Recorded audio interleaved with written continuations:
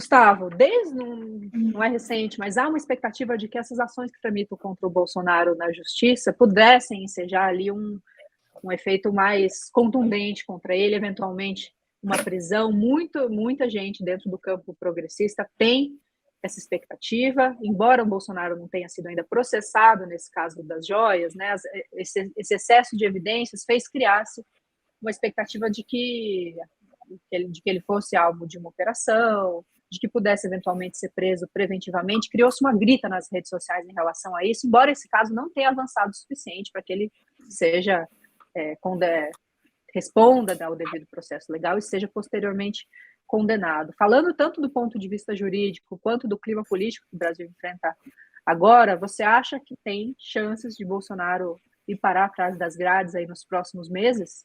Então, Thaís, sim, há chances. Porém, é um movimento que eu julgo bastante próximo à dinâmica da política em si. Porque é interessante nós observarmos que essas investigações contra Bolsonaro elas só estão avançando na medida em que a atmosfera política do país mudou e criou-se um clima em que os próprios tribunais, a reboque das condições políticas do país, tiveram melhores condições e maiores legitimidades de tocar processos judiciais contra um projeto político que foi derrotado nas urnas. Então, é interessante nós destacarmos isso, porque muitos dos fatos que hoje estão sendo investigados em relativo grau de avanço, certamente isso não estaria acontecendo se houvesse uma vitória eleitoral de Bolsonaro em 2022. Então, o cerco a Bolsonaro, que hoje se coloca tanto no que diz respeito à questão das joias, tanto no que diz respeito à questão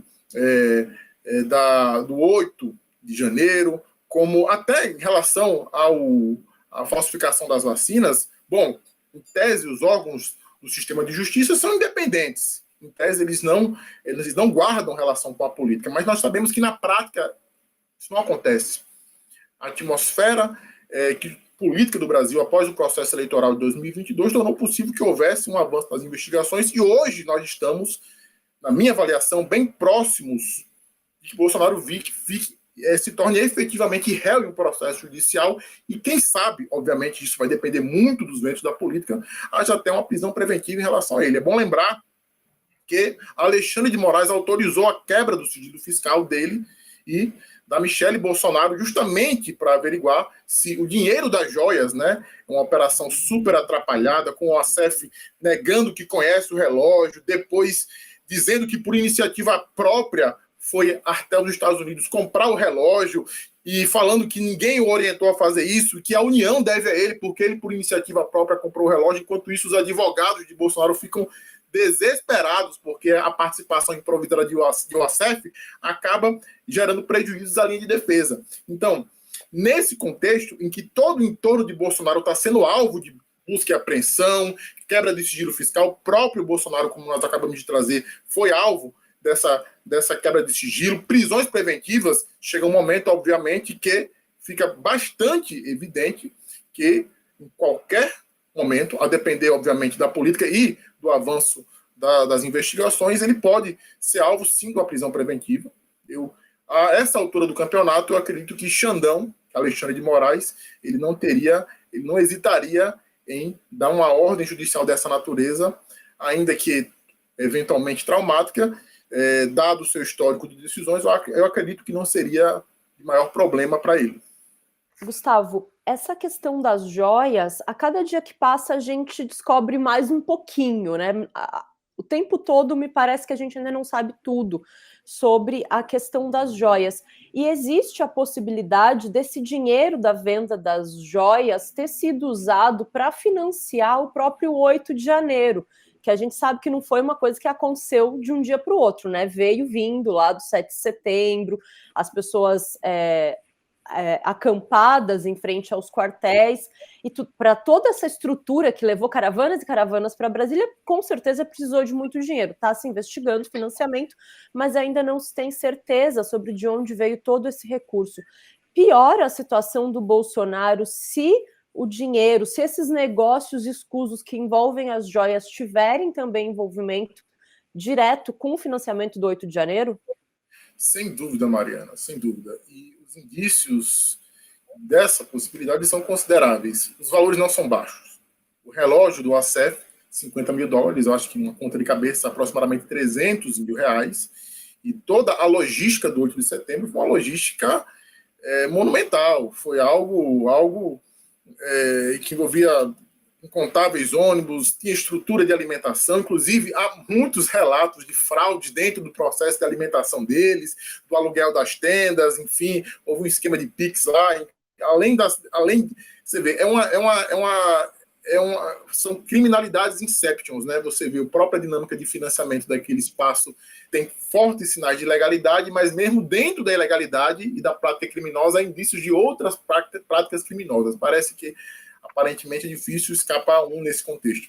Então, na medida em que Bolsonaro utiliza os recursos dessas joias, que é bom lembrarmos que são joias que constituem patrimônio do Estado brasileiro, são bens que foram doados pela Arábia Saudita, bens de alto valor, o próprio relógio do ASEF, e hoje está com o ASEF, né? É um relógio caravejado de diamantes, enfim.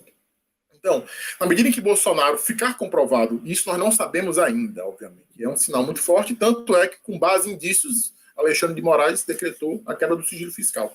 Com base nisso, nós vamos estar indo a um patamar acima dos delitos do qual Bolsonaro hoje está envolto. Porque, veja, a princípio nós temos o quê? Uma apropriação privada de bens públicos, um peculato, uma lavagem de dinheiro.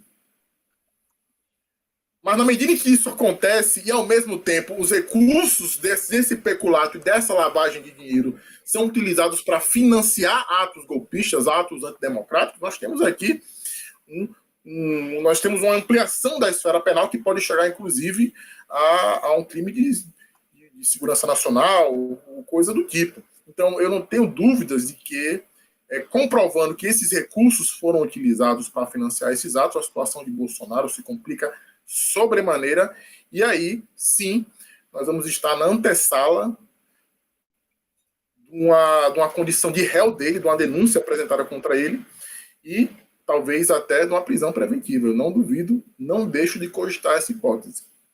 Politicamente, isso tem um custo tremendo para a base do Bolsonaro, e me parece que está sendo difícil para o eleitorado que ainda está com ele, depois dessas reviravoltas todas, justificar um caso como esse, porque ainda que não fosse crime, o fato é que um bem como esse deveria ter sido catalogado, deveria ter, né, falando aqui das joias que passaram ali por Guarulhos com o ministro, deveria ter sido declarados à Receita Federal. Há um processo, ainda que ele pudesse se apropriar desses bens, há um processo que não foi seguido. Então, o que houve é ocultação, um esquema, ainda que mambembe, para tentar vender patrimônio público.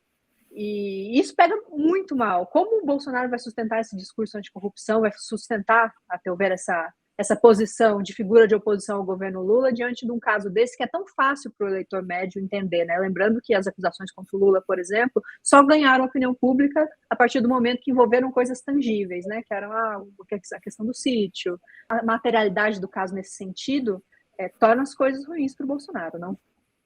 Sim, concordo plenamente, Thaís, mas eu teria uma ressalva. Nós devemos levar em conta que a topografia da circulação da informação ela não é planificada. Então, nós partimos de um pressuposto, a princípio, de que o eleitor bolsonarista, na medida em que tem acesso a essas informações, ele terá um lapso de, vamos dizer assim, lucidez, ele terá uma ressaca moral e passará a apoiar com ressalvas ou mesmo deixar de apoiar Bolsonaro e o bolsonarismo em sentido amplo. Bom, na minha opinião, o que acontece é que essa informação já chega às bases bolsonaristas filtradas. A topografia da circulação de informação não é plana, chega para nós de um jeito, mas aquela informação, sim, até chegar às bases, ela passa por uma série de filtros até que o bolsonarismo comece a reagir. Se nós repararmos nas redes bolsonaristas, nos grupos bolsonaristas de modo geral, eu, por curiosidade antropológica, eu tenho meus bolsonaristas de estimação, tenho meus grupos, enfim, mas é uma questão sem método científico, muito mais uma questão de curiosidade para além da pesquisa metodológica em si. Mas, de modo geral, você percebe que há o baque inicial daquele desvio moral de Bolsonaro e as redes bolsonaristas 2 primeiros dias, elas ficam tentando assimilar aquele impacto.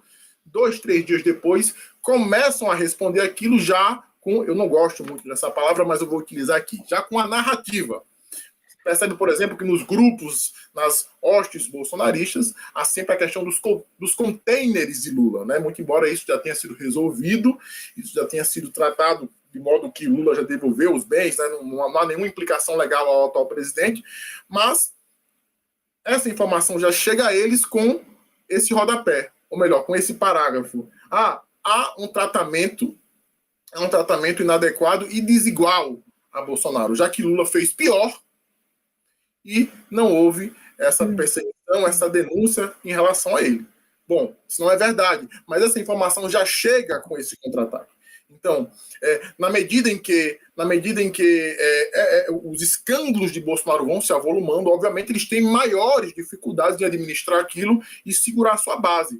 Mas é bom lembrar que nós temos ainda que o bolsonarismo tenha sido derrotado em 2022, ele mantém uma base sólida que está disposta, sim, a assimilar de forma acrítica as narrativas de suas redes condutoras sobre o acúmulo de denúncias que pesa sobre Bolsonaro. Não tenho dúvida disso. Então é importante que nós levarmos isso em consideração. A topografia da circulação das informações não é planificada. Chega para nós de uma maneira, mas para as bases bolsonaristas chega de outra maneira, de modo que essa é uma argamassa que mantém, em certa medida, sua coesão.